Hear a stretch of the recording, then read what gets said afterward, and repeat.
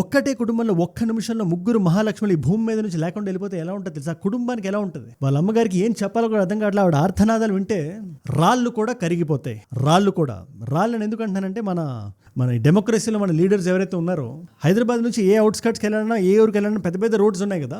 ఈ తాండూరుకి వెళ్ళే రోడ్డు మాత్రం ఎందుకు ఇలా ఉంది? పని మొదలుపెట్టి 6 సంవత్సరాలైనా కూడా పూర్తవలేదు. ఒక ప్రోకాస్టినేషన్ బెంట్ ఆఫ్ మైండ్ ఉంది. మనల్ని ఎవడు అడుగుతాడులే, చిన్న చితగా బైక్ యాక్సిడెంట్ ఏమైనా జరిగితే అవి మనల్ని ఎందుకు కరిగిస్తాయి, ఎందుకు కదిలిస్తాయి అనే లెథార్జీతో ఎవరైనా ఆగుంటే ఈ కథ ఖచ్చితంగా, ఈ ముగ్గురు ఆడపిల్లల కథ ఖచ్చితంగా ఇవాళ మీరు వినాల్సిందే. ఇన్ఫాక్ట్ చనిపోయింది 3 ప్రాణాలైనా ఒక కుటుంబం మొత్తం రోడ్డు మీదకి వచ్చి ఏడుస్తుంది ఇవాళ. ఆ కుటుంబం కథ మీరు వినాలి. అంగన్వాడీలో పనిచేస్తారు ఆవిడ, ఈ ముగ్గురు ఆడపిల్లలకి పిన్ అవుతారు ఆవిడ.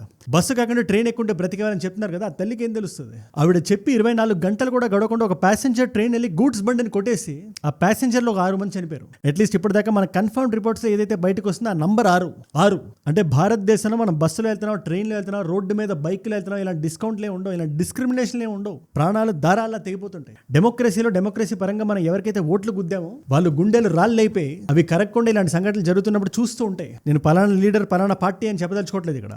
That's not the point of this video. On the out set ఇవన్నీ కొన్ని రోజుల వ్యవధిలో మనం చూస్తున్నప్పుడు కర్నూలు కానీ, తాండూరు కానీ, రాజస్థాన్లో ఒకటి జరిగింది ఇలాంటి యాక్సిడెంట్.